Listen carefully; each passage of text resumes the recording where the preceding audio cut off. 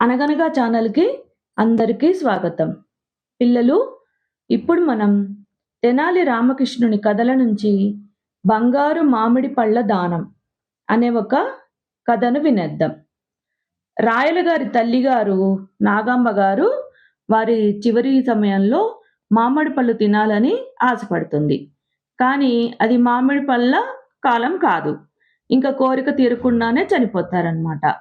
ఇంక తల్లిగారి చివరి కోరిక తీర్చలేకపోయినందుకు ఎంతోగానో బాధపడతారు రాయలవారు. సందర్భం వచ్చినప్పుడల్లా అది తలుచుకుని చాలా బాధపడుతూ ఉంటారు. నాగాంబ గారి వార్షిక శ్రాద్ధ తిథి సమీపిస్తుండగా ఒకరోజు తాతాచార్యులు గారొచ్చి, ప్రభూ, తమ తల్లిగారు రాత్రి నా కలలో కనిపించి తన కోరిక తీరకుండానే మరణించడం చేత స్వర్గంలో కూడా సుఖంగా లేమని చెప్పారు. అంచేత తమ తల్లిగారి వార్షిక తిథి రోజు బంగారు మామిడి పళ్ళు దానం ఇవ్వండి. ఆ దానంతో దోషం పోయి అమ్మగారు స్వర్గంలో చాలా సంతోషంగా ఉంటారు అని చెప్తాడు.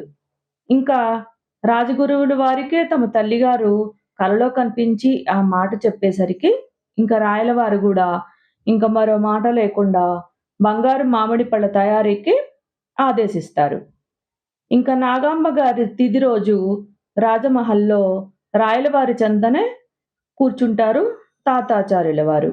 బంగారు మామిడి పళ్ళ దాన కార్యాన్ని స్వయంగా పర్యవేక్షిస్తుంటారు. ఇంకా దానగ్రహీతలు ఒక్కొక్కళ్ళే లోపలికొచ్చి రాయలవారికి, ఆచార్యుల వారికి నమస్కరిస్తూ మందిరం బయట కప్పిన శాలువాను ఇబ్బందిగా సవరించుకుంటూ బంగారు మామిడి పళ్ళు దానం స్వీకరిస్తూ ఉంటారు. ఇంకా దానగ్రహీతల కళ్ళల్లో గిర్రున తిరుగుతున్న నీళ్లను గమనించిన ఆచార్యుల వారు చిరునవ్వుతో, చూసారా ప్రభు, మాతోశ్రీ వారిని గుర్తు చేసుకుంటూ వీళ్ళంతా ఎలా బాధపడుతున్నారో అంటాడు. ఇంకా ఆ మాట వినగానే దానగ్రహీత ఒకడికి ఒళ్ళు మండిపోతుంది. తల్లిగారిని గుర్తు చేసుకోవడం ఏమిటి? మీరు పెట్టిస్తున్న వాతల దానం దెబ్బకి దిమ్మ తిరిగి ఏడవలేక ఏడుస్తున్నాం అని చెప్పి అంటాడు. ఇంకా ఆచార్యుల వారు ఉలిక్కిపడి, వాతల దానం ఏమిట్రా అని చెప్పి అరుస్తాడు. ఏమిటా, మీ అమ్మగారు వాతరోగంతో చస్తూ చస్తూ వాతలు పెట్టించరా అని ఏడ్చి చచ్చిందట గదా! ఇప్పుడు ఆ కోర్కె తీర్చడానికి ఇక్కడ మీ అప్పన్న ఒక్కొక్కళ్ళకి వాత పెట్టి శాలువా కప్పుతున్నాడు. వాత పెట్టించుకుంటేనే బంగారు మామిడి పండంట. లేకపోతే లేదు. మీ అమ్మగారి చావు మా ప్రాణాల మీదకొచ్చేసింది అని అంటాడు.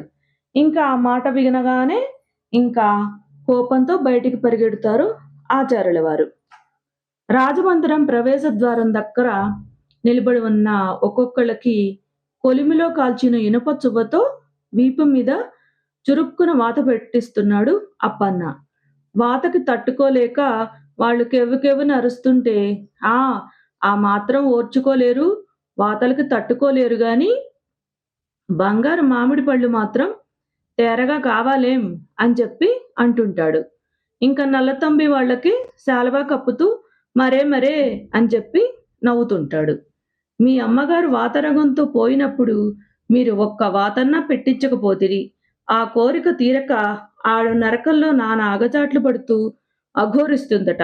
పాపం నిన్న రాత్రి మీ అమ్మగారు రామలింగడి కల్లో కనిపించి, ఒరేయ్ బాబూ, అప్పన్నతో చెప్పి నువ్వన్నా నా కోరిక తీర్పించరా, స్వర్గానికి పోతానని మొక్కుకుందుట. మొత్తుకోదు మరి. మీ వంటి కొరగాని కొడుకుంటే మీరు తప్పించుకున్న మీ పచ్చడి మెతుకులు తిని ఏడుస్తున్న నాకు తప్పదుగా. అందుకే ఇలా ఏర్పాటు చేశా అంటాడు. నోర్ముయ్, మా అమ్మ నా కల్లో కనిపించకుండా ఆ లింగడి కల్లో ఎలా కనిపిస్తుందిరా అని గట్టిగా అరుస్తారు ఆచార్యుల వారు.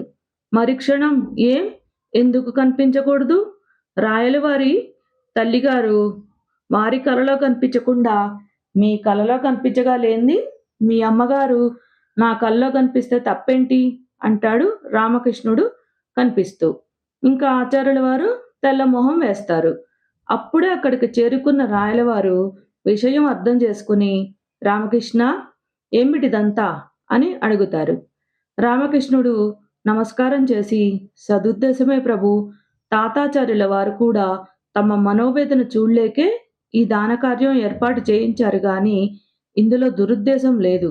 కానీ ప్రభు, ఇలా ఏ కొందరికో బంగారు మామిడి పళ్ళు దానం ఇస్తే ఏం ప్రయోజనం? నిజంగా తల్లిగారి ఆత్మ సంతోషించాలంటే వారి పేరిట ధర్మసత్రాలు నిర్మించండి, నీటి చెరువులను పునరుద్ధరించండి, బలహీనులకి భూవసతి కల్పించండి. అప్పుడు తల్లిగారు వారి కీర్తి చిరస్థాయిగా నిలుస్తుంది. వారి ఆత్మ శాంతిస్తుంది అని చెప్తాడు. ఇంకా రాయలవారు సంతోషిస్తూ అలాగే చేద్దామని చెప్పి అంటారనమాట. కథ కంచికి మనం ఇంటికి. నచ్చితే లైక్ చేయండి, షేర్ చేయండి, సబ్స్క్రైబ్ చేయండి.